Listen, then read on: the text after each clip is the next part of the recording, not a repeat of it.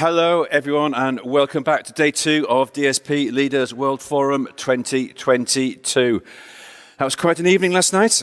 We do have strong coffee in the back of the room if anybody needs it. We certainly have had a few cups. Now, let me see. Let's get the agenda up and we can explain what we've got going on today. We've got 2 full sessions still to get through today. Ray is going to be starting us off at our first session of the day where we're going to be looking at blueprints for service innovation. Then we're going to close the event with our fast track to a sustainable DSP future panel. Now, there's a little bit of housekeeping to get through. Notes here tell me that officially there is no fire drill planned for today. So again, if you hear any alarms, please leave the building, follow the TelecomTV team. They'll be the first out, and the hotel staff. I kid you not. We'll be breaking for coffee at about 10:45, and that will be your last chance to post a high score on the pinball machines before we get into the finals. And a reminder, I'm picking it up by the bottom. This is what you're playing for. This is the trophy. Look, you can see a name engraved there. There'll be a new name this year, won't there? Maybe not. Now, a reminder that we're going to be live streaming this event again today. All the sessions have been live streamed because this is an open and public forum. So a big welcome to our online audience. Don't forget to vote in our polls and also send in your questions during the event, please, because we are monitoring our online audience and their questions, and we'll try and incorporate as many of them as we possibly can do. And that applies to our in-person audience. Please, the polls are great. They're great responses yesterday. We've got 2 new polls for you today, so please pop your answers there, and we'll be referring to those polls throughout the sessions. But first, to ease you gently into the day, I'm going to have a chat now with our friend and colleague, Mr. Great Telco Debate himself, Chris Lewis. Chris Lewis, founder and CEO of Lewis Insight. Chris, round of applause for Chris. Hi, Chris. Lovely to be here. So you didn't give me the camera instruction. Am I looking at you or out there? Look out there. Look out there. Everyone wants to see you. Since I can't see you, you can see me. You know the drill, don't you? Just to let everyone know that, TelecomTV has been working with Chris for a considerable amount of time, and recently we've been doing some research together into the DSP sector. So, Chris, let me start off by asking you what key trends, market trends, are you seeing or witnessing in not just telecoms at the moment, but also adjacent sectors? I think, and it's interesting, we call it adjacent sectors, but the adjacent sectors don't call themselves adjacent sectors, do they? So I think what is becoming very evident, and it came out yesterday during quite a few of the different debates, is the interrelationship between the telecom sector and all the other pieces that go to form, let's say, the digital economy. And the relative role of connectivity has never been so important. But actually, I think, I can't remember who mentioned it yesterday, I think it actually was Francis, that we're not spending more on it. So that pie, the revenue pie, is staying pretty flat. And that covers a lot of dynamics, by the way. So in the business market, it's moving away from MPLS and those old, very expensive traditional services and towards broadband. Hence my question yesterday about what are we actually selling as an industry? What's the core product? And consumer, obviously, because of competition in different parts of the world, it's broadband, and other industries think of it as broadband. And I think we need to rethink. So that's the big trend I see. And if that pie is flat, then the absolute essential approach now has got to be to reduce cost, increase flexibility to fit in with the way other people work. So it's not an existential issue because we know we are absolutely part of the ecosystem, but it is in some ways, and I can't find the right words, so I'm going to use the following ones. It's putting telecoms in its place, and the dare I say it, the ambition, the arrogance that the industry thought of taking over all these other sectors. It's like going, guys, concentrate on what you're doing. Build those networks. We need them. They're brilliant. Build them. And therefore, the trend of automation, the trend of working with the cloud guys that best fits particular organizations. And it really differs by size. So, yeah, it's as ever, the industry is fascinating. Hence, events like this and the telco debate. Oh, you're right. Every year is different in this industry. So what is it we're doing together? Can you introduce the survey and the research and why we're collaborating on this? Yeah, so as you said, we've been working together, must be 7 or 8 years now. I'm sure Sean can correct me on that. But we decided to put a big picture survey together because a lot of the research around the industry is done around little narrow items, little items like Open RAN, right? But actually, the big picture, the way this all folds up into this industry and how it fits with other places. So we put this big picture survey together, which we put out, and we're at this stage, we're giving it to the CTO office. And we're asking about some of the big things shaping the thinking, shaping the direction. So it's not asking the nitty-gritty question about the technology, it's asking about how this all fits together. And obviously off the back of that, and we'll do this as a rolling program, so it's not a one-off snapshot. We're going to keep doing it, so we'll keep coming back to the industry and asking.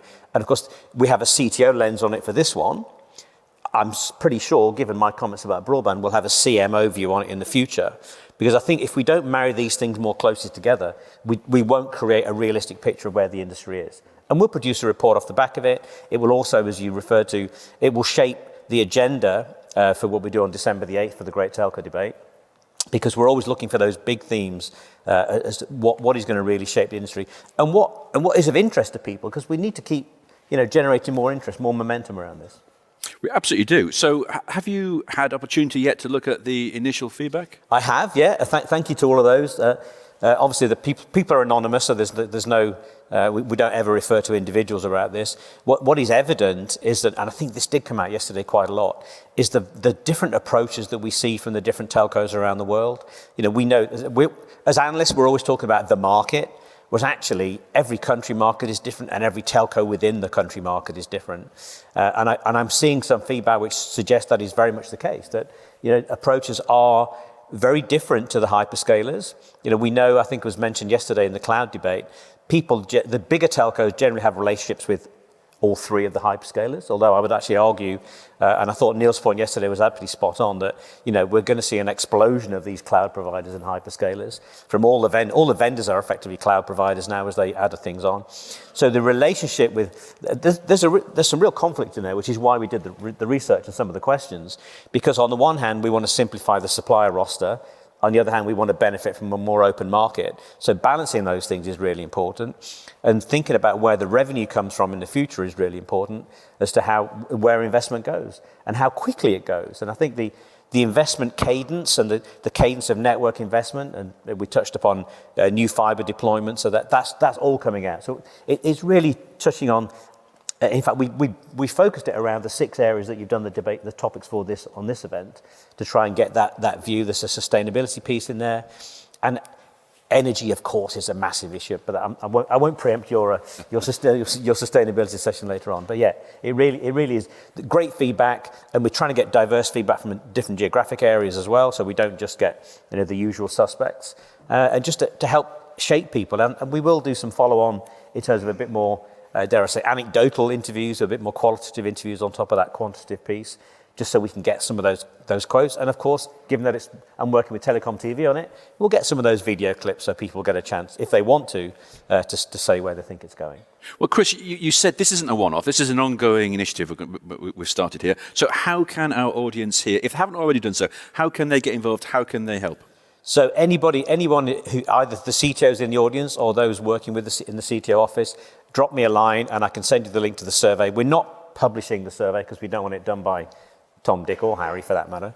But please drop me a line, and my details are available on LinkedIn and on the web, and I will give you the link and get you involved. And that's it. We're trying to create an ongoing flow of information so we can track how well we think we're progressing in terms of automation, in terms of the move to become a digital service provider or techco or whatever the next phrase will be.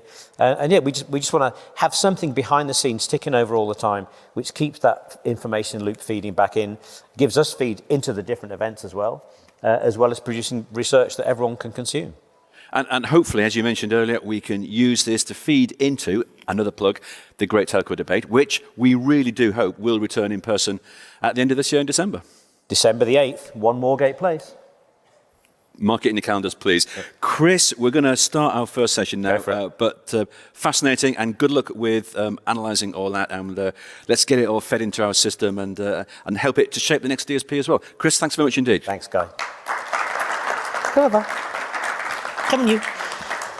So let's welcome Ray onto stage now to moderate our next session. I'm going to walk off gracefully here with Chris, and Ray's going to moderate our next session. So if Ray could come up with his guests, all the speakers and panelists for the next session as well, please. Come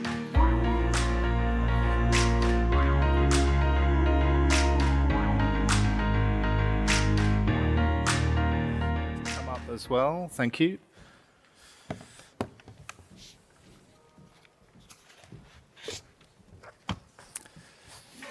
Okay.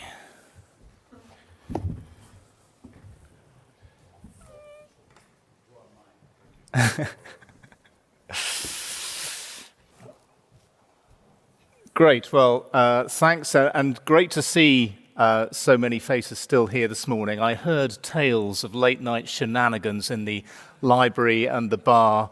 Whiskey, further bottles with corks were involved, I understand. But look at this turnout. I'm very pleased, and I'm sure we'll have another great turnout online as well. We had hundreds of people watching the sessions yesterday.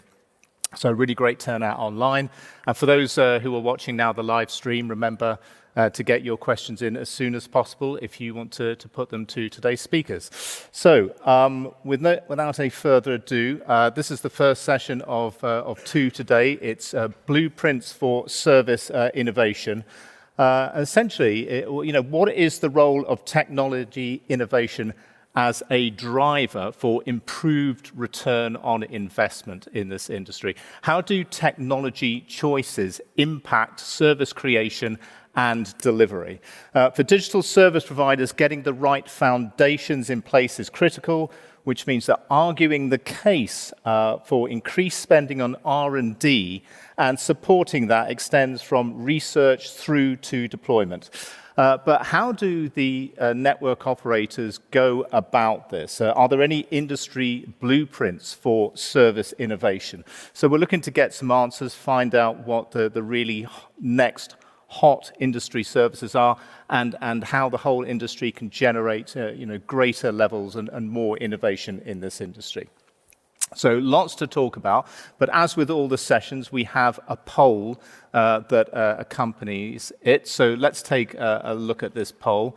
You can see it there. Who is best placed to drive service innovation for digital service providers? This poll is on the website now, on the page for this session. So if you're watching online, please vote now. And for those of you here in the room, if you weren't here yesterday, then there's a QR code on each table, which will take you straight to the page and enable you to vote.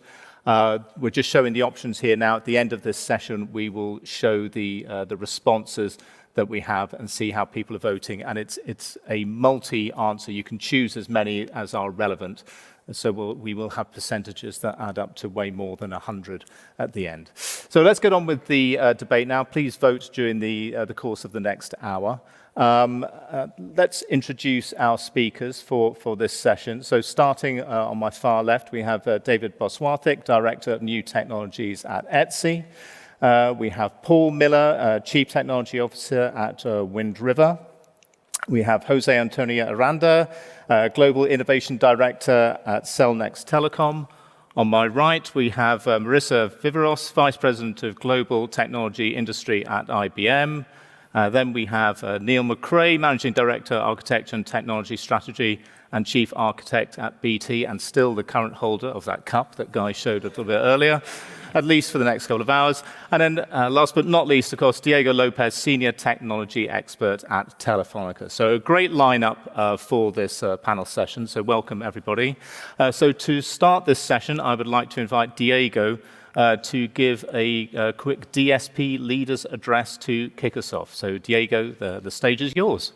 Okay, thank you. So, well, when talking about, when I was invited to give an initial talk about innovation, the first thing that came to my mind is the fact that innovation, like, for example, other words like cloud native, is the kind of stuff that we use continuously. We refer to innovation very often, and if you ask around any operator, any technology provider. For sure, we are all doing innovation, and innovation is interesting. But when thinking about what innovation should mean in the seeing of the evolution of the current network service providers into the digital world, etc., there are a few aspects that are important to, I believe, should be taken into account. First is about the different stages of innovation, the timing, if you like. It's important that we have, when I'm talking we, I'm referring to network service providers, we have a presence in all the phases of innovation. Something that is a temptation that we have fallen in the past very often has been to be only at the final part. And when it comes to deploying, making pilot trials, field tests with customers, etc., it's important that we are in all that we have presence in all the stages of innovation, and we talk about the innovation funnel, and we try to be in all the phases in the innovation funnel, including the initial one, when you are making an evaluation of technologies, making an evaluation of what the market or the academia is offering, and you have the opportunity of shaping a little bit what is the evolution of the technology and making choices. And something that is very important is being aware that failing is normal, and failing in many cases is desirable. I insist very much, the people that work with me, that if we close a line of innovation or a line of technology after a couple of years because we discover is unfeasible or doesn't make any sense in our environment, this is perfectly fine, and this is a way of learning. And this is something that for sure is common wisdom, and is something that we all are aware of. But being aware of that and being in the position of paying salaries for doing so is something that is extremely important. Something that is as well important is about, with this timing, is not about being focused only on the direct monetization. It's not that whatever you start, whatever we do, is something that is going to be a direct and accountable return in terms of money from the customers. That return can come from many different places, and simply having satisfied customers at a reasonable price, at a reduced cost, is equally important. And think about, the typical example is all the applications around AI. You can use AI, and for sure, in most cases, the customers would not notice at all that we are using it. We are improving what we deliver while keeping to deliver up to the customer's expectations. Second thing that is important is keeping an ecosystem.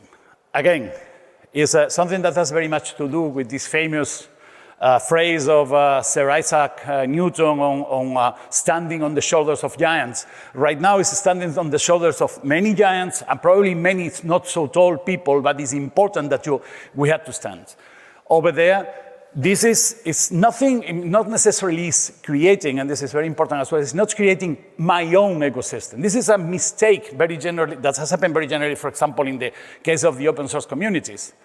I remember when we were starting with NFV, etc., and there were some open source communities spinning off what we were doing. There were some discussions, and well, for sure, that some coffee conversations that, no, well, you know, I cannot join that open source community because it's not our community. I'm big enough to be, and I don't want to be in the community of the whoever. I'm not going to name anyone.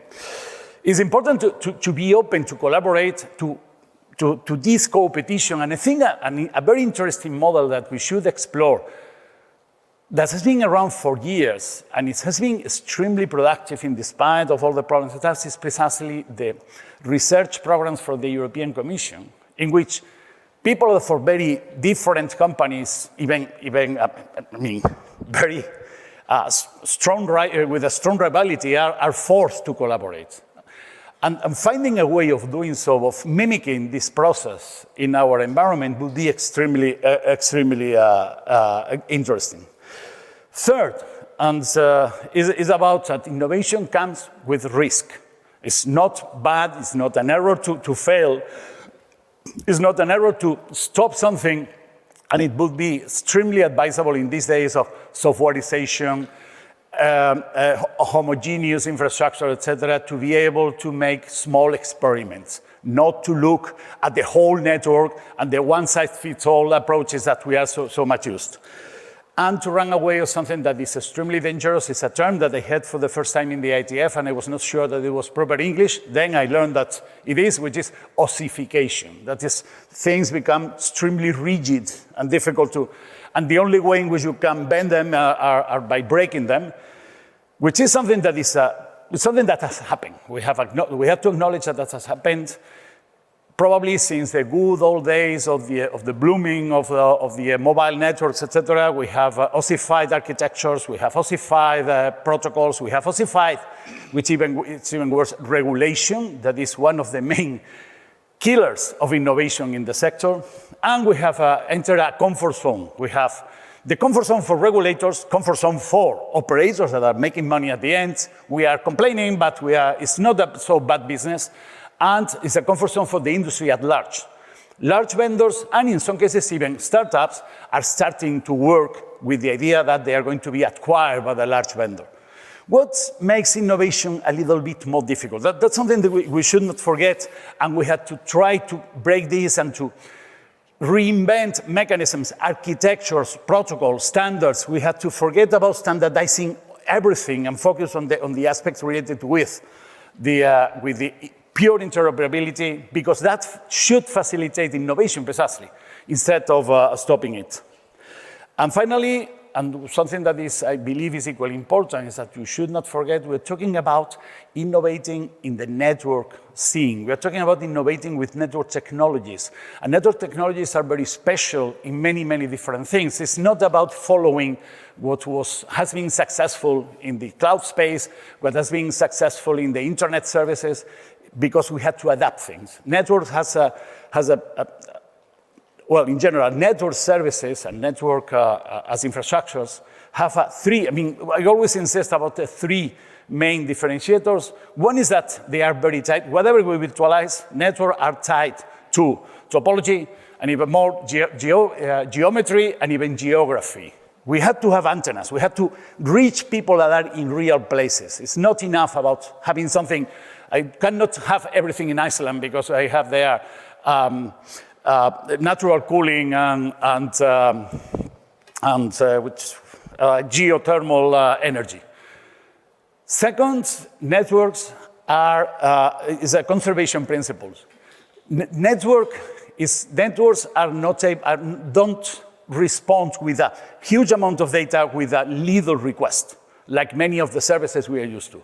Networks, whatever enters the network has to go out the network. Well, you can have some example, but the conservation principle has to hold. And this makes the whole design of the system different from what can be applied in normal cloud.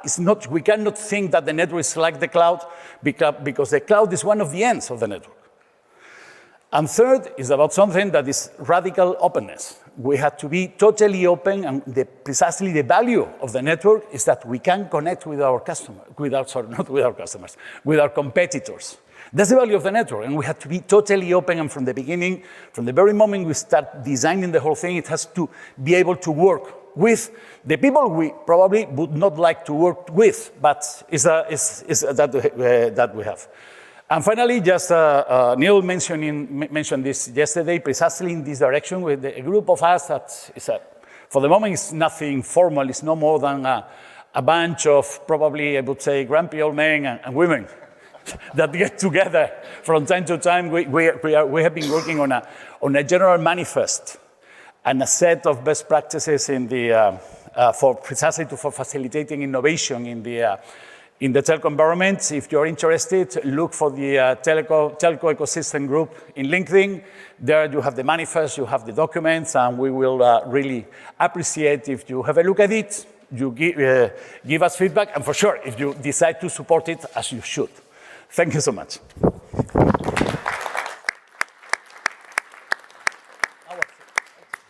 So thank you, Diego. And I want to maybe start, you mentioned the innovation funnel there, and we had some discussion yesterday about the role of startups, and this is where the previous mention of the group came in.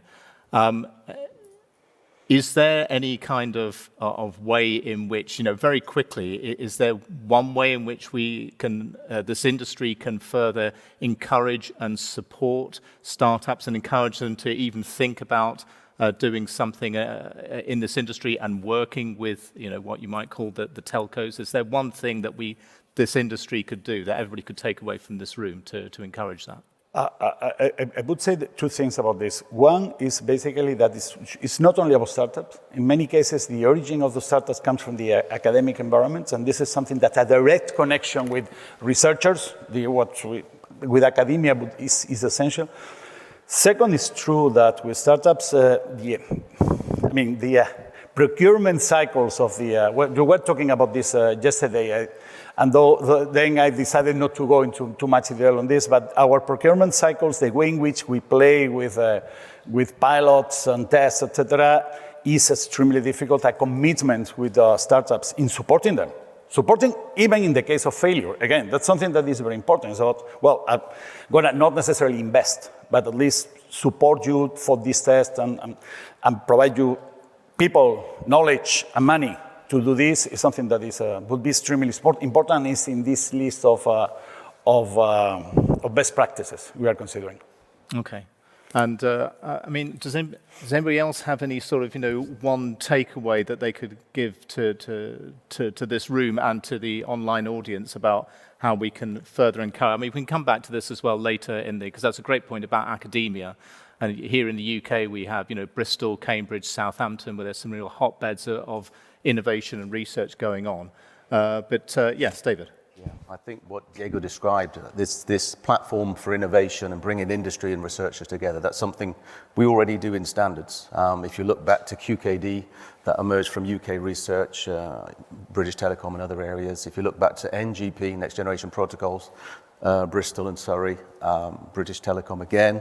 If you look at NFE, a group of operators working with researchers, looking to find a solution to a problem, and on and on and on. So we have known how to do it for 10, 15 years.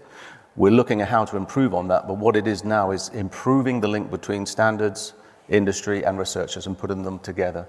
So reaching out to the university, reaching out to the European research projects, bringing them into the standardization area, helping them to understand how they can have an impact on that standard, then get their ideas out to product. So that's where we're working these days. But the solution exists, we just need to improve it. Okay, yes. So I guess it's the how do we improve it is the way to... Jose? Yes, I think also that when we talk about innovation, sometimes we focus on the technology, we need to clarify, and sometimes we need to also add to the question the business world. And why? Because we are very good at doing new technologies, but sometimes we fail listening to the requirements of the user. And the user could be the end user, but it could be an industry. And one of the things that we need to incorporate at early stages, why we are standardizing something. Is it something that will be able to fill one of the gaps from one sector or one of the needs from a specific customer? And I think that's crucial in that innovation funnel. So as Diego mentioned, it's important that we consult the customer, and if we fail quickly, and then we recover, and then we take those learnings to try to change the way we do that innovation specifically and move forward. Okay, and I think probably...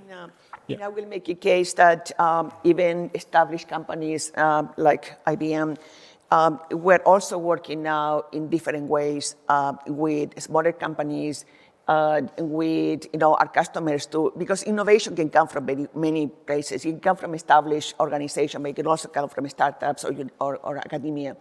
But it's about what are the processes that we have to help those. And yesterday we talked a little bit about funding. We talk about collaboration labs. So not just giving the money and hoping that something will come, but it's about working together. So I think the latest, buzzwords in the industry is going to be co-create. And I think most of us are talking about co-creation, and we're still finding out how do we do that in truth. But that co-creation will come within the next few years, I think, for all of the industries. Well, and there are models for it. So you mentioned T-Mobile yesterday, but Telefónica started the WARA program years ago, and there are lots of companies have been through that and been helped. But Neil, what? Yeah, I mean, so we got. First of all, I was inspired by Diego's speech there. I thought it was fantastic. Really, kind of getting to the heart of some of the key issues in telco. So thank you for that. First off, from my point of view, we have what we call like an architectural picture of our network, and we have these kind of what we call weak points, areas of potential inflection from other organizations, cloud guys, media guys, whoever it might be. And then we have areas of differentiation.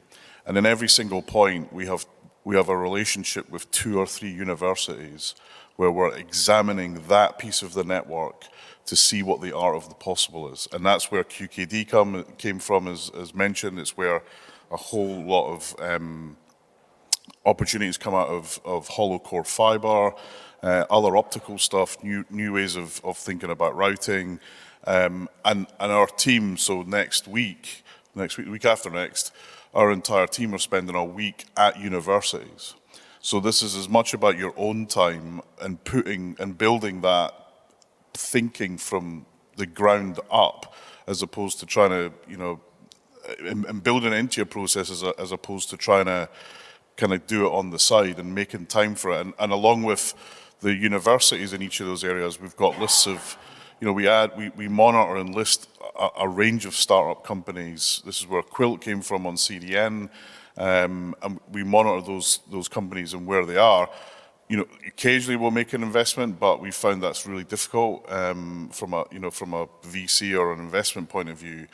But as said, what we do try to do is allow them to come into our labs and leverage our labs, without the RFP process all the time, although it's really hard to buy something these days without that sort of process, would be my only concern about that. But I think it's all about your own specific time, and the great thing I find from that is what you learn yourself.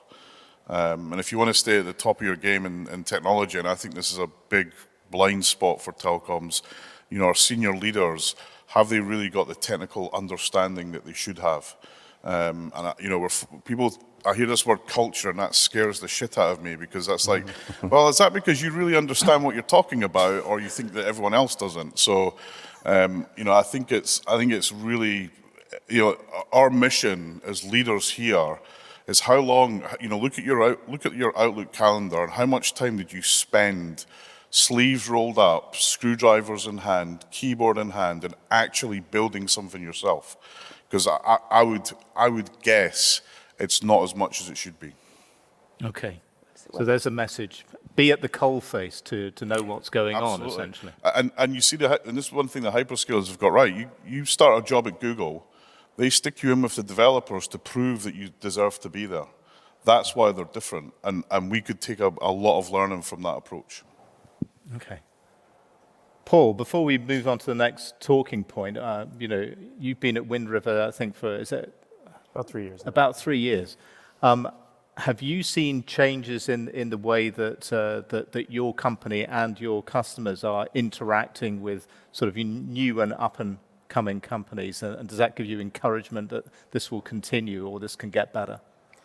Yeah, this is certainly a complex topic, right? Innovation itself and service creation around new opportunities, and the partnership that we have with the service providers. In particular, and I think Neil was talking about it yesterday, the panelists talked about it a bit this morning, really having a customer-first mindset around actually solving a problem that's relevant to the customer is hugely critical, right? And your innovation needs to focus there and focus in a way that is relevant for the customer and leverages the customer's unique capabilities. In the cases of a service provider, that ties heavily to network services and connectivity, right? And I think as we look at the partnerships that we have with our customer, that's where innovation is starting to surface. And we're seeing some things, for example, in the OT domain, in the emergence of shifting compute to the edge, the applications that are starting to emerge there. We've all seen industry data like 70% of compute moving to the edge by 2026. And that's really representing an incredible growth area. And because those OT systems are really now becoming hyper-connected where they weren't in the past, That means the service provider now has a role there, right, to create some value where connectivity, like we spoke yesterday around V2V and V2I, or drone delivery systems, or telemedicine, right, with network slicing for QoS. These are things that only service providers can do. And finding the right innovation around those services and finding the right timing to deliver them in a technology roadmap, and which key components of technology, artificial intelligence, machine learning, high levels of software automation for managing the networks. There's a lot of space for innovation there, but you always have to keep in mind the customer-centric mindset as you do it. Okay. So we'll come to the audience in a moment, and it looks this morning like the online audience might be waking up a little slowly as well. But we've got plenty of talking points here as well. So, I mean, here's a real critical question for the whole of the industry, and that is, what new services are likely to become major revenue contributors for telcos in the near future, and which of today's services are going to increase in popularity? Where should the service providers be focused? David, at Etsy, it always seems that you're on the lookout there for what the next area of service innovation is going to be, so you can start to bring companies together to start looking at the work, some groundwork to set things up. So what do you see coming down the pipe, or what has really taken off in the past couple of years that's now that you see coming to fruition for the service providers? Yeah, well, from a standards point of view, we've developed a technology radar, which is something we didn't have 2 years ago. So we spent a year and a half looking at what is on the map, what is coming in the near future, what are the main technical trends, what are the main use case trends on a roadmap to future technology. And this gives us the technology building blocks. So we're looking at the evolution of NFV, edge, network automation, ZSM, ENI, the integration of permission distributed ledgers, blockchains, the evolution of quantum key and quantum compute into quantum networking, quantum metrology. But these are building technologies. The evolution of massive MIMO into distributed massive MIMO, reconfigurable intelligent surfaces, millimeter wave up to sub-terahertz and terahertz. But these are just technologies. What is interesting is to think that innovation doesn't happen only in technology. We don't only research into technology. It's how we approach new business cases, new potential customers, and new business areas, which is interesting. So looking at innovative ways to do technology, innovative ways to do standards, because we need to modernize the way we do standardization, and also how we approach new business areas. So it's hard for me to say which business areas will be big, but from the technology, we certainly know what's on the radar and what will be coming soon. Okay, so keep an eye out on developments at Etsy to see what's coming down the pipe. Jose Antonio, I mean, Cellnex works with an increasing number of service providers, network operators in the industry. What are you seeing from them? What's driving those strategies? What are the services that are driving what those companies are doing with you?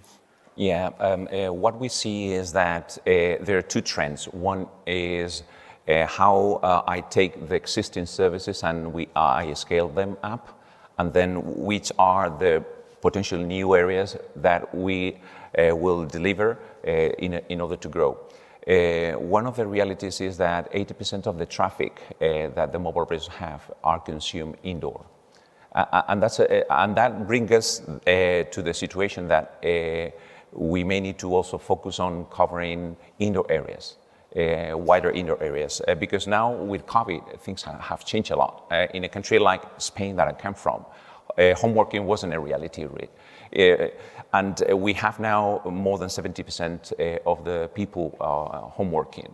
And also little by little, people are connecting more and more their handsets to things at home or to your watch, and that requires connection. So we see that that area is an area of growth, and densification is one of the things that we see necessary. But also we see that there is an increased demand of connectivity in the industry as a whole. And that brings us to see what are the opportunities that we could partner with the mobile operators to do additional networks, private networks, or public increase of the public networks. And in that sense, we see an interesting demand in manufacturing, and manufacturing willing to have a new coverage to do new things, efficiency of the production, automation of some of the processes, or even cloudifying their infrastructure. That's an area that we do see an increase of demand. But also we shouldn't forget that also it is important that we start thinking that transport is important, not only for logistics, but also for those places that we take for granted that we should have coverage and we don't have coverage. And a great example, I came this morning from the airport, and you take the underground and you don't have coverage. And things that we are supposed to be having 10, 20 years ago, we still need to work with the mobile operators to enable that coverage. And little by little, it's not only undergrounds, it's also the train. You go in a train and sometimes you go through specific areas where you see a lot of cats. So in order to be able to provide advanced services, you need to have good coverage in all of these corridors. And we're working here in the UK in the Bristol main line, a new coverage to make sure that we start shaping those areas with new coverage. And I see those across Europe. There is demand in the Netherlands, there's demand. We are now covering the underground in Paris, the new lines for the Olympic Games. But now there are already some of the undergrounds, for instance, in Paris or in Madrid or even in Milan or Rome, where we have coverage that also the mobile operator need to put now 5G. And 5G implies a new infrastructure. So I see that there is a lot of things on the infrastructure-wise that we could partner with the mobile operators to enable those new services. Okay. So, Diego, do you think that there's still a lot of innovation needed just to make coverage better and more consistent? Because, I mean, in terms of popular services, there's nothing more popular for consumers, for example, than being constantly connected with a great signal so they can do whatever they need to do.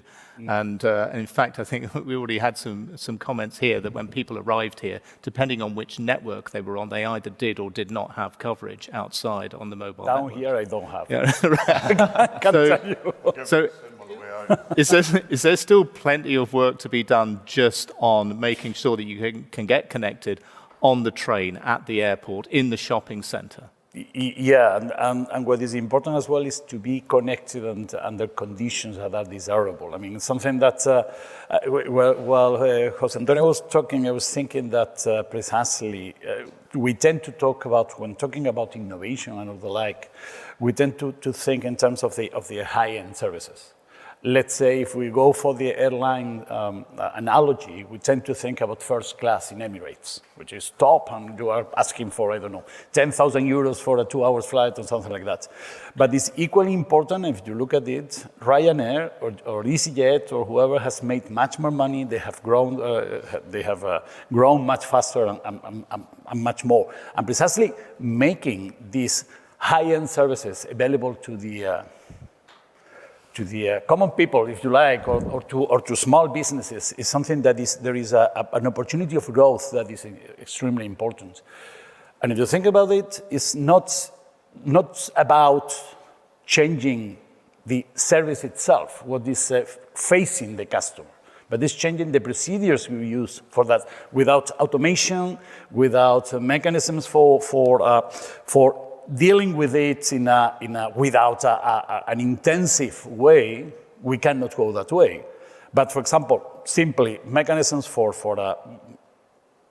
security, for providing the zero trust, so popular zero trust approach to whoever, to a small workshop in a small village in a corner of Galicia, for example, is something that would allow us to increase the revenue, not by increasing the prices or by asking for money for new services, but simply by expanding the base.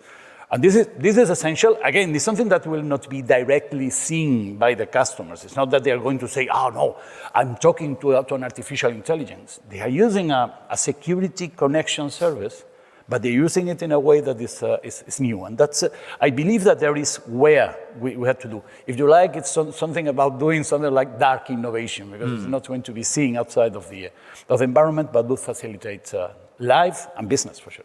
Yeah. And I guess the innovation can simply come in the way, the word innovation, new ways of working and new ways of thinking can come in the way that maybe companies or service providers and their customers interact and work together. So there was a mention yesterday about maybe there needs to be more personalization in services, because there isn't a lot of that for individuals and maybe even for small companies as well. Marissa, is that the kind of thing that, what do you hear from the companies that you work with in terms of what they feel they need to do next and what you can work with them on? Yeah, so one of the latest trends that we have is, and we're seeing from a lot of our customers, and this is a global trend. So talking globally, customers are saying, I'm about to spend, so much capital on 5G. And frankly, I don't know how I'm going to get the return on investment, because consumers are not going to pay more. Probably they will ask for more bandwidth, lower latency, more coverage for the same or lower price. So therefore, given the presence where we are as a company, CSPs are coming to us saying, what can I do in the enterprise side? So what can I do in manufacturing, in travel and transport, in oil and gas? So how can I bring new solutions into those industries, and then actually help them to market those? So it's not just about creating the service, but also going beyond that, which is about commercializing those services. So for instance, we're working with Telus, which is very, very innovative, given their footprint and the country topology. They do need 5G and they do need mobile edge computing. And they have signed an agreement with General Motors. General Motors has asked, I want to have all the cars connected within the company for new services, for potentially, eventually, vehicle-to-vehicle communication, autonomous cars. But they are starting with just providing basic services into the vehicles. So Telus has partnered with GM. They need the technology behind that on how to provide that type of services. We're working with similar with other North America providers and Toyota, where we're providing robots that can go into the difficult areas within the manufacturing plant, with all the sensors and all the information, gathering that, and then being able to analyze that with AI and giving back actions, via this robot. That the humans can no longer, they don't go into those difficult areas, or it can be very costly for personnel to go. So, a lot of the CSPs are coming to us saying, I do need to deploy this type of new enterprise services because that's where I'm going to get my return on investment. So that is a very common trend that we're seeing right now. Okay. And Neil, for you, you're very focused on customer needs. Is improving the delivery of services to customers in an easier way, is that something that still needs a lot of work, and where you would like to see more sort of R&D or effort put into? Is it still quite difficult for people to get the services they want or find the services they want? Yeah, in telco, we've got still a lot to learn about how easy it is to do business. Contracts or procurement departments, we've got to engage in how we engage with customers, can make that quite difficult. But one of the things we've started to look at is BT's a massive organization that has a lot of capability in certain areas of business that we can monetize. So for example, we've launched something called the BT Digital Marketing Hub through our business teams, which is all about helping businesses market what they've got, understand who their customers are, where they are. And all we've done is really make our own tooling available to them. And it was very straightforward, very easy to do. It's a tiny thing, but it starts to build, and I've spoken about this at a couple of areas, it starts to build trust where you learn more about what their business is, and you can help them more and more. And that whole part about learning what your customers' pain points are and spending quality time with them, you suddenly come away with it thinking, we could solve that problem in 10 minutes. Because now that I understand it, and that the example that I gave on a video we did yesterday about air pollution, such a simple thing for us to put telemetry and vision around has changed the way that this customer operates entirely, and has given them a kind of a new lease of life. But they've got to feel that that you understand them. And the point Marissa made about collaboration, I think the previous one was 5G was warming up of DSP. One of the things I said there is collaboration is what 5G is all about. And going out and getting into your customer and spending time, one, understanding his pain points, then how we bring what I call netification into their world. How do we bring the network and all the glorious things the network brings to enable them to be the best that they can be? As they begin to trust that you actually understand what they're doing, the buzz I get from when I see that happen is incredible, and then the money just flows in. I mean, in that scenario, how you making money? I'm answering the phone. It is incredible the difference that makes when people step over that kind of invisible boundary of it's really hard to actually let's work together to make it easy. And I think I genuinely believe we've just touched the iceberg on this. There's so much more to come, but it requires collaboration. It requires partners. It's one of the biggest things I've learned over the last 5 years in rolling 5G out.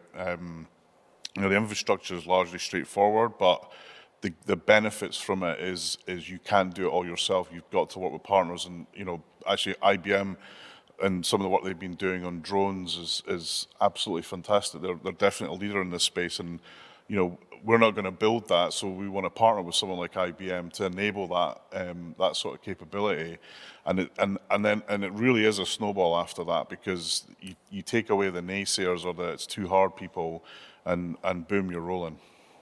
Okay. Any questions or points from the audience? Anything that anybody wants to ask the panel about? Yes, we have a couple of questions here. If you could tell us who you are and where you're from before you ask. Cedric Cook from IBM. My question to the panelists is as follows. If you had an ideal scenario, whether it's with 5G technology or otherwise, for delivering successful service blueprints, what would be your desire for you as CSPs or providers? Was that clear? So, what would be your optimal one problem that you think we could collaborate better on? The optimal problem to fix? Yes. In 5G? I think healthcare. I mean, you look at healthcare as a industry, and I'll say this kind of slightly nervously because we're not brilliant in telco ourselves, but the amount of wasted effort in healthcare and wasted money, yet the mortality rate is not, it's not moving in the same level of investment. I think there's a huge opportunity for us with 5G and healthcare in prevention before issues happen, and making hospitals run more efficiently. We have a use case that's live right now where a 5G enabled ambulance can share X-rays and scans to the hospital ahead of it arriving. It changes the process by minutes, but in minutes in that scenario, it can be life and death if it's an RTA. So I really believe healthcare is an area where we've got to figure out how we work with the fantastic people in the healthcare industry to help enable them do much more. I think healthcare is a hard. concrete. No, for sure, it's very hard because it implies human lives, and that's something that is very, very, very delicate. I would say that there are other aspects that are related with sort of things or industrial stuff. It's not that much about personal interaction. For example, many may think that the metaverse, whatever the metaverse is going to be the ideal. But well, metaverse so far is an appealing word, which is a very well-built word. I will not argue about that, but I need to see a piece of the metaverse and put my finger in. But there's our quote for this morning. And see how warm or cold it is. Crash test dummy for metaverse here. This is other aspect that is really interesting, but it's about in general industrial and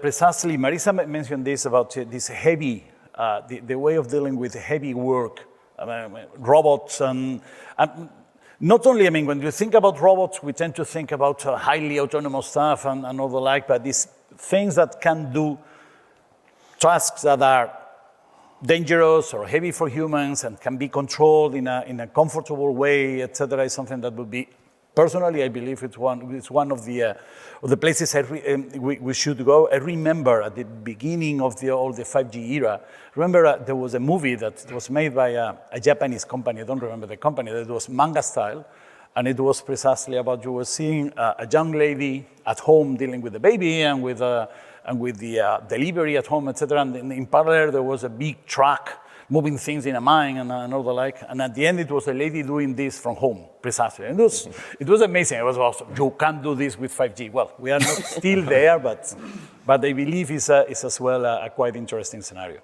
Yeah, also, I would like to add in my wish list, I think if I will say something that I would like to achieve with 5G, it will be probably universal coverage.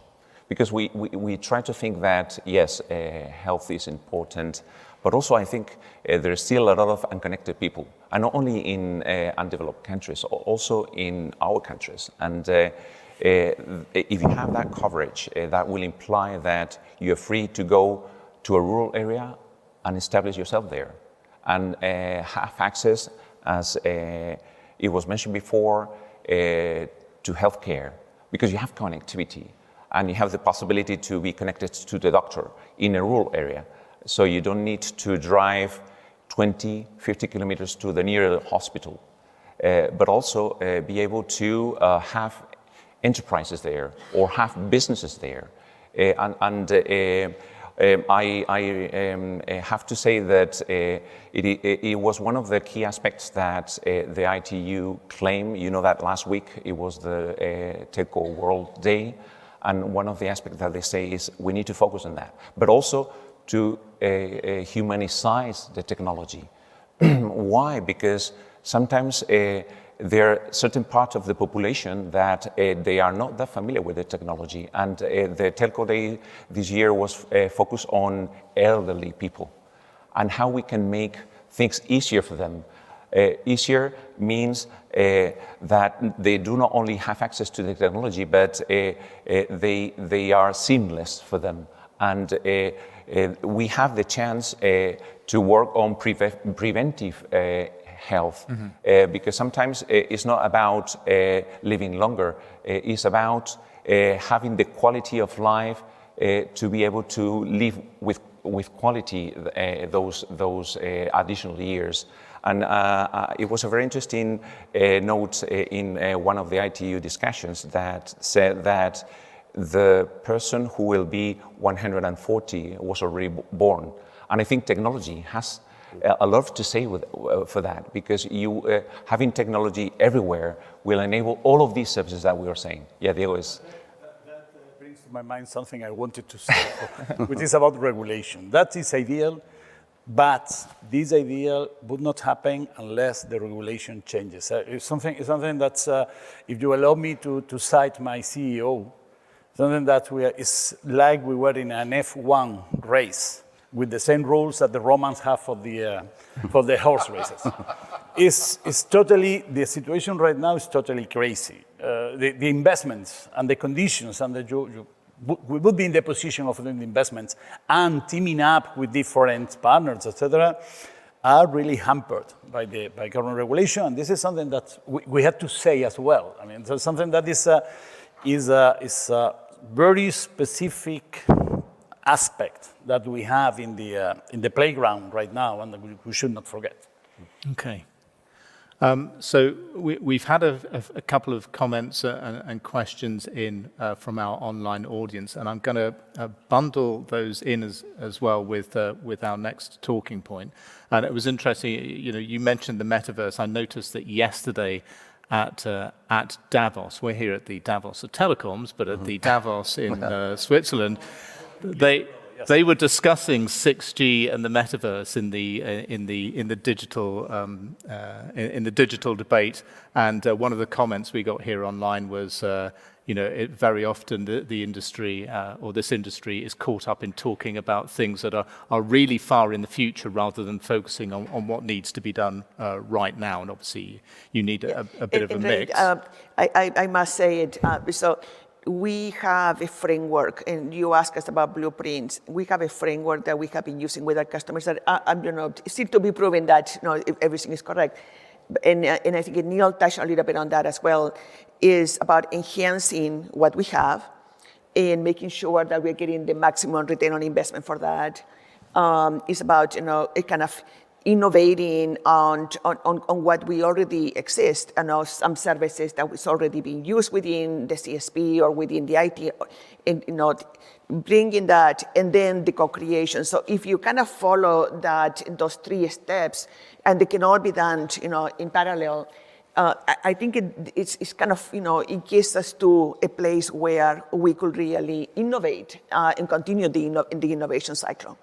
Okay. Yeah, no, focusing on the here and now and what needs to happen right now, that's one of the reasons we're here. But also we do need to look to the future, and one of the constant criticisms over the year, and everybody in this room will have heard it, is that the telecom industry moves too slow. And so we've got a question in here from our online audience asking,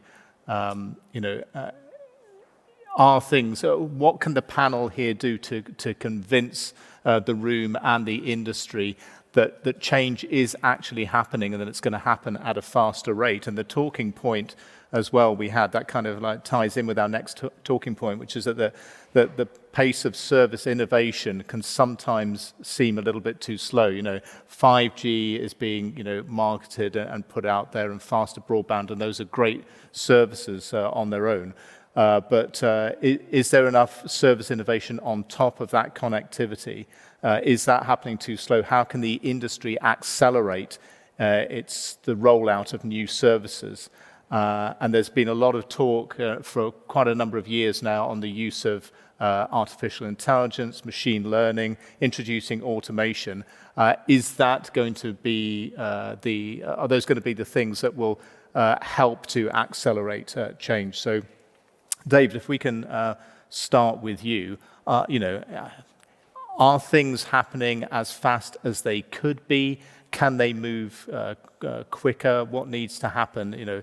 There's this constant, make things happen faster. Is it realistic, and can it happen faster? Yeah, I mean, things never happen as quickly as they should be.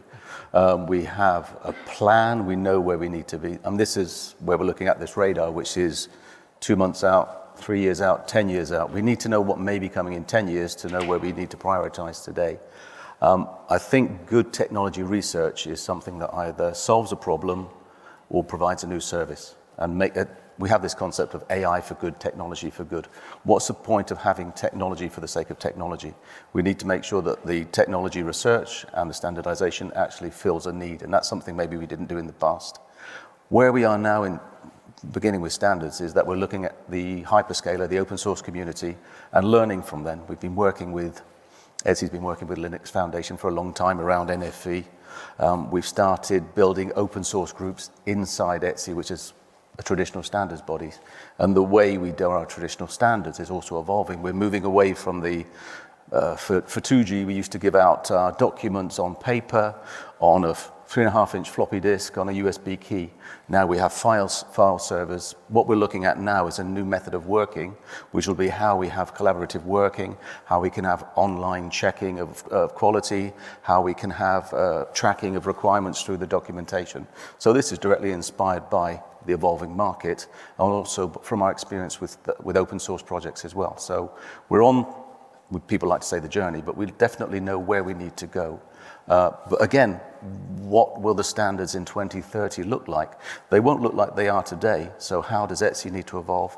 How will 3GPP evolve? How will the open source communities evolve? And I think there's going to be some convergence. Open source will continue, standards will evolve, but we always will need a framework of rigorous standardization to allow that innovative environment to flourish. So we're getting there. Okay.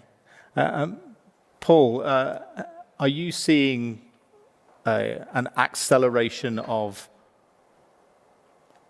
new services coming to market, of the kind of distributed architecture that you've been working with some of the operators? Is that helping to accelerate the process of bringing new services to market or new capabilities out into the network? Yeah, we're seeing some interesting things there. One is obviously, in the past 5 to 7 years, service innovation, service creation and delivery has been increasingly tied towards a more software-defined environment, right? That's been a significant transformation we've been going through, even referencing NFV and the infrastructure changes within the carrier. Interestingly, we see that at our company from two different perspectives. We see, obviously, we've had this great discussion over the past couple of days around, O-RAN and cloudification of the edge of the network, cloudification of the entire network. That's certainly a key piece in the agility of the launch of a service, right? The ability to deploy it quickly into the network in a cloud-native approach or in a highly automated approach. We also see, on the other end of our business, manufacturing sector, industrial, energy, aerospace and defense, automotive, as we sell software products into those industries, they speak a completely different language than the service provider, right? And now as they're trying to build intelligent systems to kind of feed into this machine economy that we were talking about, they need to be brought to a service provider. And to create an end-to-end solution that encompasses public cloud services, for example, perhaps AI training algorithms are running there that actually run in machine learning execution at the edge of the network, or key connectivity between systems and private network delivery in automated environments. The service innovation has to happen across that entire landscape, right? And so you need to, one aspect is to bring these companies, bring a robotics company that's doing cloud robotics to a service provider and help them create a private 5G offering that can create new revenue opportunities on top of, the consumer business that they have. Or do that with an automotive player, bring an automotive player for over-the-air update and vehicle-to-infrastructure capabilities to that service provider. So some of this service innovation is tied to this new software-defined environment that we have end-to-end, and bringing these companies together as you see across that span. Now, when you also added automation and AI, we also think that's incredibly important as we move forward into this new highly geo-distributed software-defined environment. We're starting to build systems that no single human can understand end-to-end. These are extremely complex systems. And in order to make them manageable and operational for a service provider, high levels of software automation, ease of service deployment, and then day two operations, the ability to monitor it, to have a digital feedback loop where you can pull data back from the edge of the network, visualize that, take predictive outage avoidance corrections, right? Before outages ever occur, you should be able to predict that they're going to happen and avoid them.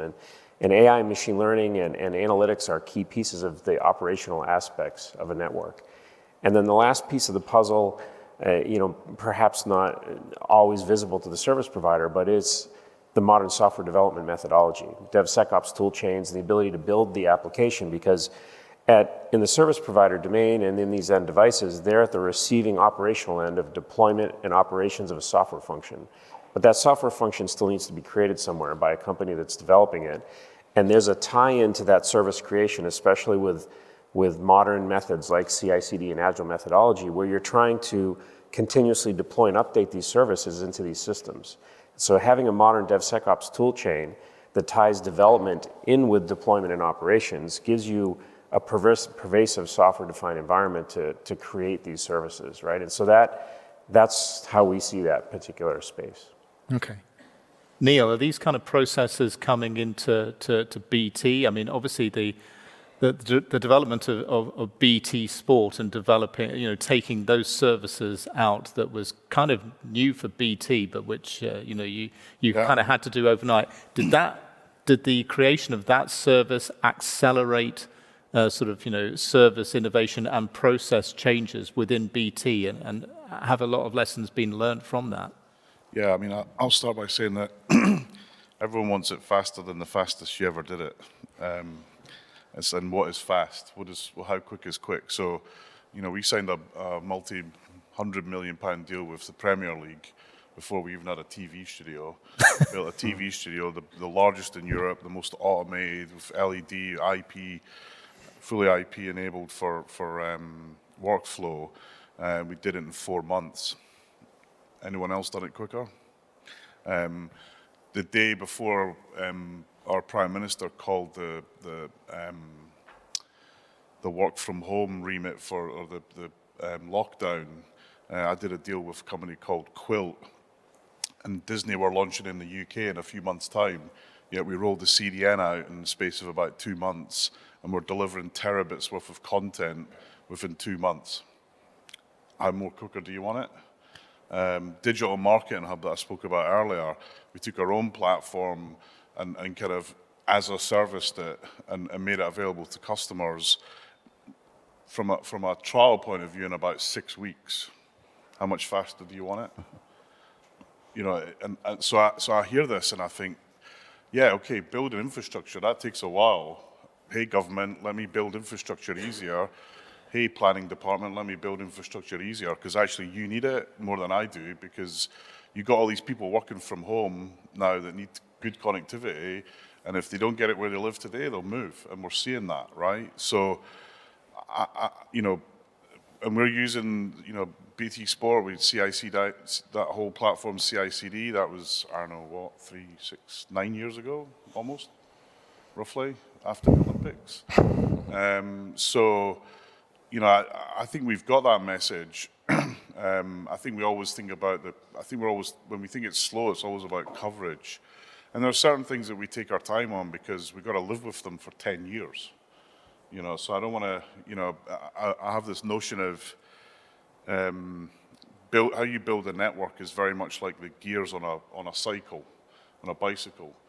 If you get it wrong, if you get one of the lower layers wrong, then you're always in a high gear going uphill, and it's hard. So am I going to take a bit of time on that? Yes, I am, because it's probably 300, maybe 400 million pounds worth of investment over the life cycle. But in terms of actual services, I mean, in telco, we sell kind of 4 things. We sell TV, we sell mobile, we sell broadband, and we sell voice or collaboration services. That hasn't changed in 10 years for the most part. That's where the vast majority of our capability comes from. What I challenge our business on is, how complex do you want to make the products that we're offering? Let's just start there. So Ethernet. In BT, we had 10,000 different routes to provision an Ethernet service. And let me remind you what Ethernet is. It's a plug, a bit of cable, and another plug at the heart of it.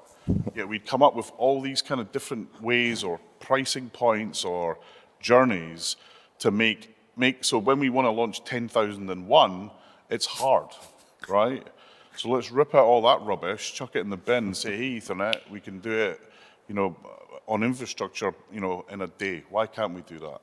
And I think that's what we need to challenge ourselves with, and then when you look at the revenue, unsurprisingly, 20 of that 10,000 is where all your revenue is. And we just don't look at that enough to kind of rip all that out and say, and we don't even need to cloudify it. That's the thing. We could, you just make it simpler on your own systems to make getting those other products that rely upon all that connectivity out. So, getting your own house in order, being realistic about what quick is, and actually, is quick really going to make that big a difference? Sometimes it does, sometimes it doesn't.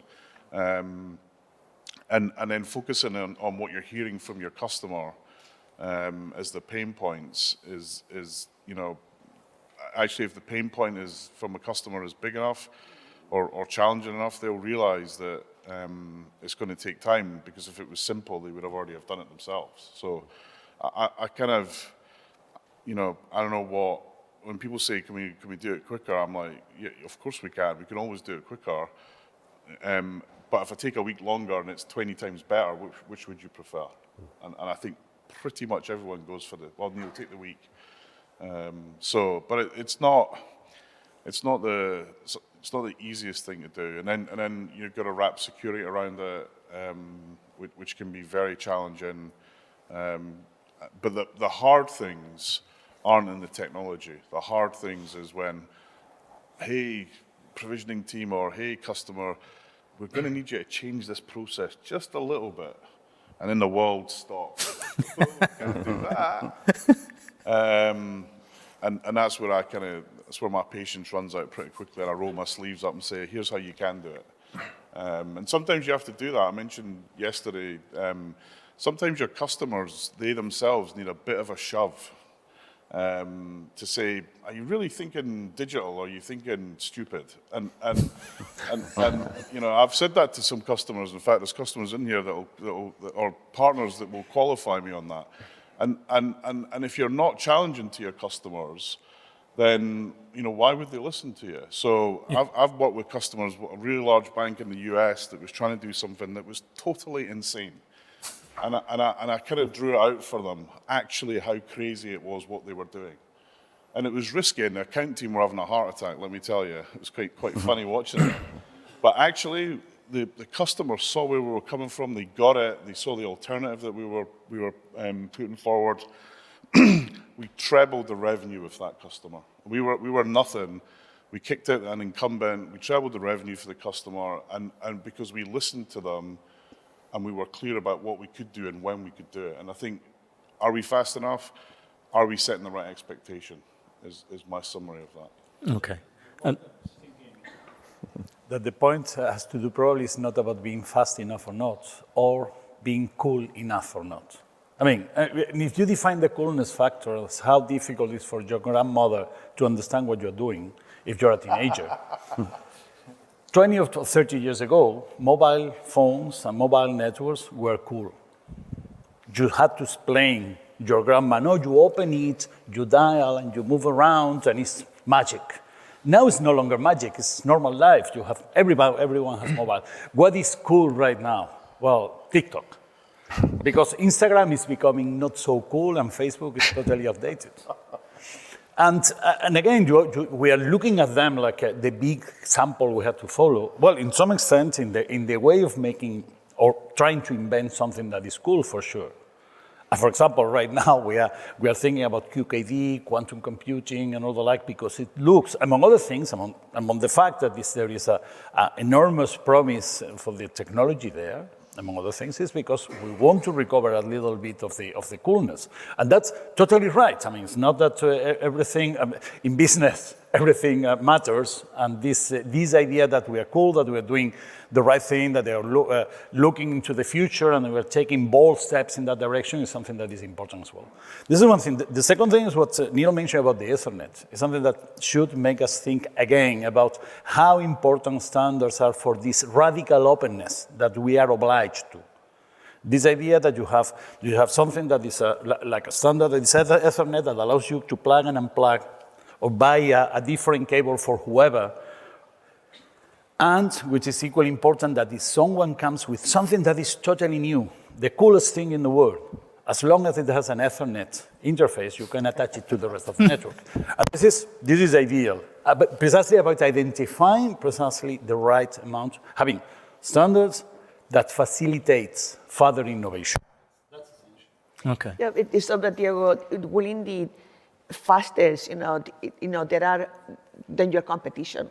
Because what we are seeing is we're seeing new entrants in every country. I remember traveling to Japan a few years ago, and I said, hey guys, do we have new entrants here like Jio in India or Guam in Chile, my native country? And they said, no, Marisa, no, Japan is a very stable country. There are no new entrants. It's NTT, KDI, or SoftBank, that's it. And then you get Rakuten in a few years, and they are able to build a greenfield wireless network, all native, with Red Hat underneath and so on. And so it's about how much faster you are with respect to the competition.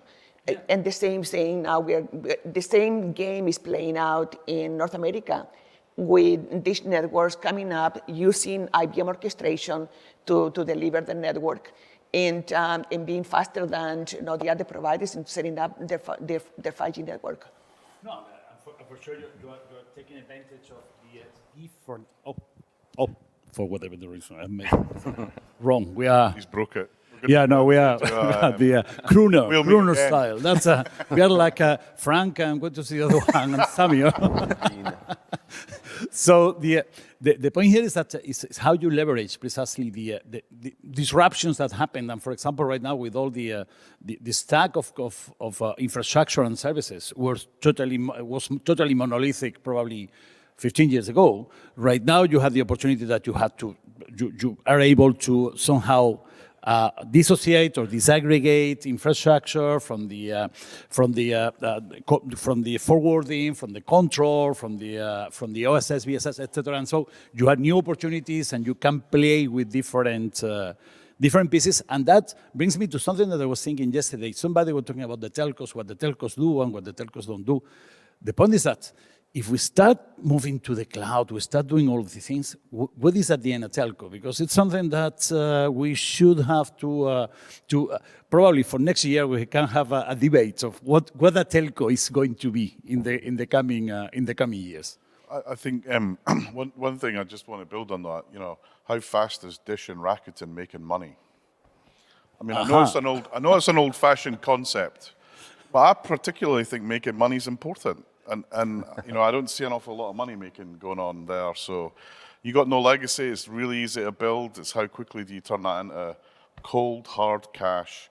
Because in this business, if you're not making money, you run out of what I call stock very quickly because you're not able to invest in the next generation and the next generation. And you look at every company in telco that's not done a great job there. It's because they just didn't focus on my customer and how do I make money. Instead, they're doing adverts for great technology that our customers, no one ever comes into one of my EE stores and says, hey, Neil, I want this great phone because of this guy in this business that you're working with is the reason why I want a phone. They just don't do that. Nobody does it. And we get over-focused on that, and then we wonder why we haven't made any money. Yeah, and elaborating on that, I completely agree that there is a tendency to request the industry to innovate fast in services, but we do not realize of the different conditions that we have to face as industry. First, we're in a crisis. We're nearly exiting COVID. But at the same time, we are requesting the industry to invest a lot of capex in infrastructure and do it in two phases. First, in this non-standalone, and invest in some equipment with a limited duration, and then invest in a standalone that is a different technology in a very short time. But it was mentioned as well that at the same time, you look at the ARPU from the customers, and it is not increasing at that pace. So where the industry is going to take this money from? And there are different discussions about how, but there is an opportunity to share infrastructure. It was mentioned before, right?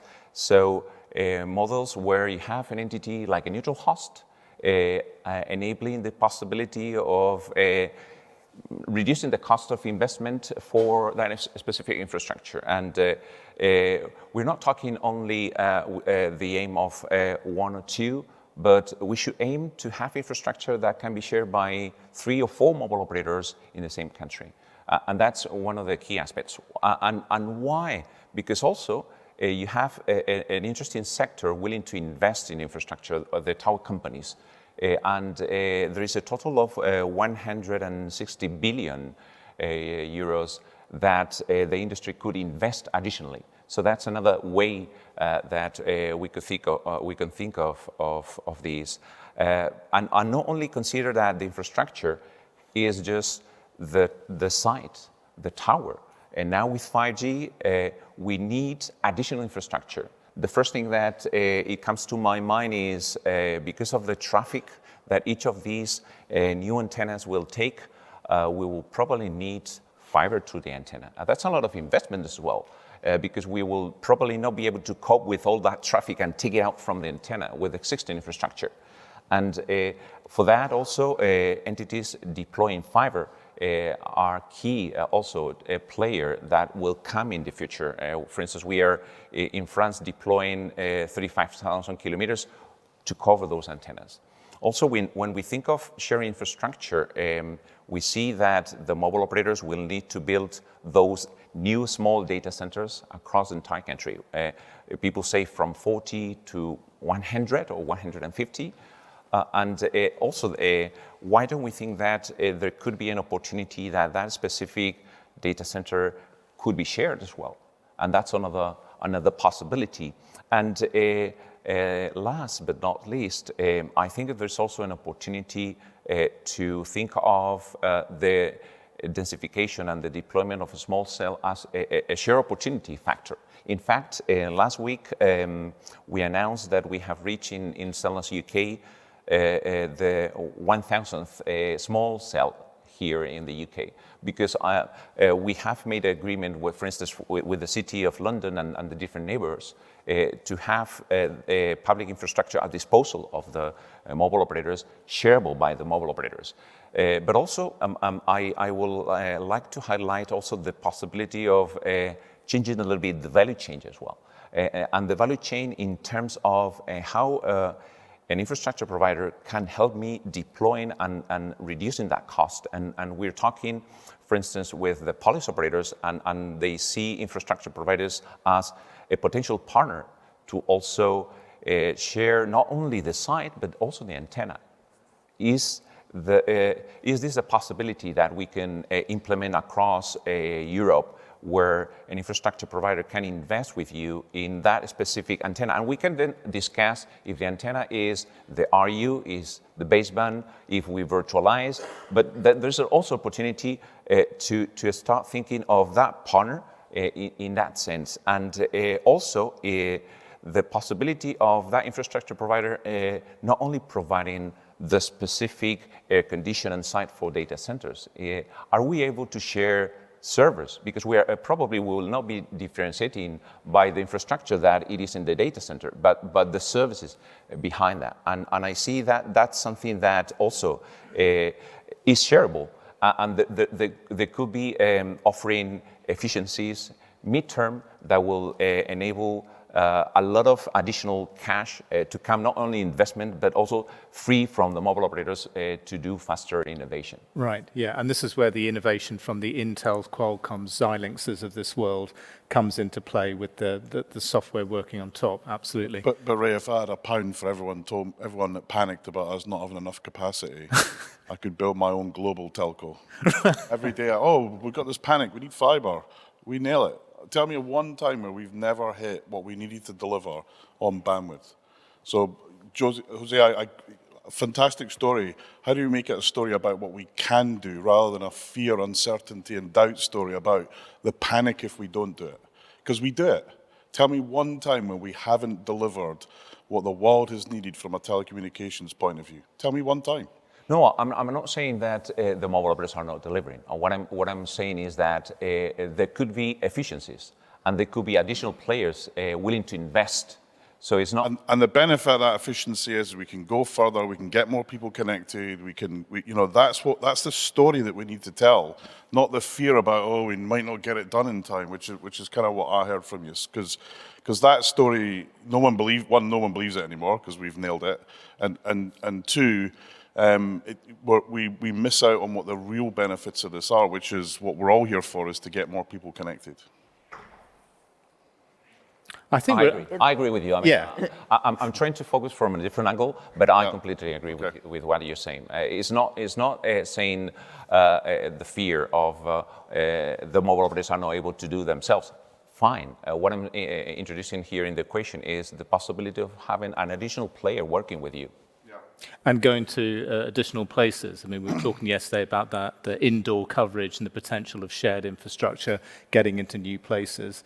And, I think that's what the models we're seeing now in the industry is starting to enable more and more, and the underlying technology is enabling that as well, isn't it? I'm getting a note to say that we are coming close to the end of time. We maybe can get just a couple of quick points or a couple of quick comments on this last talking point, because this is one that I think is relevant to everybody on this panel. Is there a rationale for increased R&D spending by the telecom operators and by their vendor partners, and would that translate into ultimately, increasing revenue? Is there a business case for increasing R&D right now? Paul, if we can start with you. Yeah, I certainly think that there is. There's always the desire to increase coverage to, consumer devices and that sort of thing. But really, a lot of this service innovation and the new R&D that's going on now is about trying to create additional revenue streams, right, for the service provider, and trying to find ways to innovate and produce services that solve customer problems that are brand new things, right? We talked earlier about vehicles and robotics and manufacturing and things like that. These represent new revenue streams that the carrier, if that service is innovative and solves a customer problem and can be delivered into the market, you can create new revenue from that, right? And if you don't invest in R&D and don't innovate and create that service, which is based on a set of technologies that solves a customer problem, you can't produce that revenue, right? So I think that the justification for advanced research and development and service innovation is always tied to revenue creation. There's a piece of that with margin. There's a piece of it with revenue protection, right? To continue to innovate, to protect your network and to protect against churn and things like that. But I think it's primarily around new services and revenue creation. Okay. Marissa, is this the time to increase R&D rather than reduce it? My point of view is that we should do more collaboration, co-creation across companies. If you look at the IT industry, we no longer do the fabs that we used to have to build all the microchips. We share that, and there are only a few fabs around the world. There are much of the development that is getting done collectively across companies. And so I think it, leveraging, very critical areas like open source, like, investing with people in participating in those communities. So yes, you have to allocate some workforce to do that. Participating in the standards so you know what is coming, next. And really about co-creation with your partners, that many of them, they do have the technologies, but also many of the IT companies, they do have the processes. So design thinking, MVPs, being able to innovate in a quick manner with you, with the CSP, I think that's all right now ready to be used. So I think that co-creation, that collaboration, I will argue that should be happening even more. David, are you seeing more companies wanting to get involved in the programs at ETSI? Is there a greater need to be there and get involved in those groups? Yeah, I think it's very important that the industry increases their investment in research and innovation. It waned a little bit, it's now back, but I think it needs to continue. We need to invest in the research and also the environment to welcome the innovation into the companies and into the organization. That's something that needs to happen. But also increase the percentage of success of research as well. We can try, we can fail, but the turnaround time to get to success needs to be improved. So I'll come back to standards again, of course, but linking the dots between policy, funding, European, national, and corporate into research and then standardization, then on to products. I think that is the key. Make sure that when there's some fantastic funding from the European Commission on an innovative technology which solves a problem, it does get to market. It doesn't just disappear. We help those companies and those universities take it into via ETSI to build the community and then on to 3GPP, where it can be integrated quicker and then out to the global market. So increase the percentage of success of research as well, not just spend more on bad research. Yeah, and always, as Neil says, always think, what problem am I solving? What service am I enabling? Never forget the customer. Yeah, it's not just about, you can't just throw money at it. It spend needs wisely. Smart money. Jose Antonio. Yeah, I agree with Marissa. Well, she mentioned about co-innovation and the possibility of working with partners to do things together, and we have recently announced a co-innovating program called Allian. There is a partnership between Cellnex, Telefónica, KPN in the Netherlands, Win3 in Italy, Bouygues Telecom in France, to have a European program with the ambition that becomes global, of entities that are trying to identify solutions together, trying to see whether we can invest in startups together. And we did a call a couple of weeks ago that I think is already opened, to see how we can join forces to innovate and how we can benefit from putting at the disposal of startups a very interesting footprint of labs, as it was mentioned by Neil, by resources from other companies. And because in the end, what is important is that we also invest in those startups. And we have different examples of investing in things like towers in the sky or softwareization. That is fine, but also we need to also integrate that as part of the company. And we have examples of startups that we have been integrating in the structure of the company, doing, for instance, DAS systems. And we bought a company some years ago that had installed in DAS in La Roma, Juventus, and we brought that to the Atlético Madrid. We brought that now to the Manchester City, and we helped them scaling up. And I mentioned this, but I mentioned also Telecom. That is a company that we acquired one year ago, doing private networks. They had already a footprint of 40 private networks, and they have become the business line from Cellnex for private networks. So I see that there's a future of co-innovating and also investing in startups together. Okay, yeah, standing on the shoulders of giants there. Neil, any last final comments? I mean, do you need more R&D funding, or just more R&D? Why wouldn't we want it? But I think there's a couple of things to watch out for. So, look, anyone who thinks that more R&D doesn't generate success, a challenge. Look at Huawei. 10 years ago, weren't in the mobile business. Now the world leader, right? Even with all sorts of challenges, right? And that all that's about is how much they invest, right?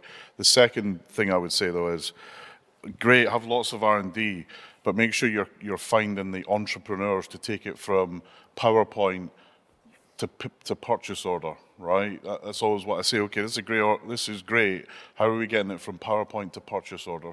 Someone's buying it, and who's the entrepreneur that's championing that bit of R&D to downstream it and make it a reality? And that is harder than people realize.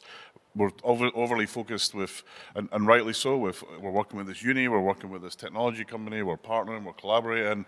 Who's the guy that's going to sell it, or the girl that's going to sell it? How are we getting it out there? How are we getting those purchase orders coming in?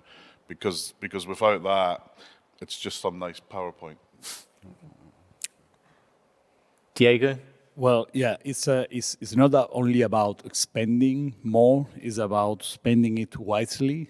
And what is important, I would say, is precisely to put knowledge, real knowledge, gotten from precisely actual experience and playing with the real thing and defining and shaping the real thing in our whole process. I mean, the process that we use for building the architectures, and equally important for procurement and investment, is putting this.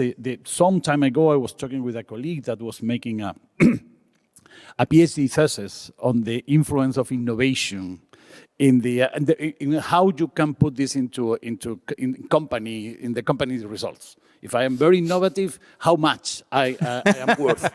2 billion? 2 cents? Don't know, really. I mean, and it's about putting this into value and making it part of the whole investment cycle. I have my personal ideas on how we could assign points for procurement decisions depending on collaboration and things like that. And I hope that in some moments that's something that we will see in the future. Let's go for it. Let's put knowledge again as an asset, a real asset. Excellent. Okay, well, listen, we have gone a little bit over time, so we're going to go now and finish off by looking at the results of the poll. So we've been running this session-specific poll on the website with our online audience and here in the room. So who is best placed to drive service innovation for digital service providers? As I mentioned earlier, people have been voting for all of the options that they think suit here, which is why we have percentages to more than 100%. And nothing over 50%. Oh, yes, no, we have the application development community. Just getting over 51%. So, there's a constant conversation about how to get those developers more involved in the communications world. And right down at the bottom, traditional telecom vendors come bottom. That is an interesting result for everybody, I think, in the room. We won't dwell any more on those. We will please. Yeah, everyone from McKinsey voted. Please continue to vote. We will be taking these results and using them in our post. Event coverage, because they have been providing some really interesting insights. So we're going to leave that there now. Refreshments are going to be served in the lobby, and this is now your final chance to rack up a big score in the charity pinball tournament at the back of the room with Neil. And donate big. And donate as well, yeah, absolutely. And we're going to announce the 4 finalists for the pinball final just after the break. So see you back here at 11:20 for the final session, but please give a big hand to our panelists here. Great discussion, thank you.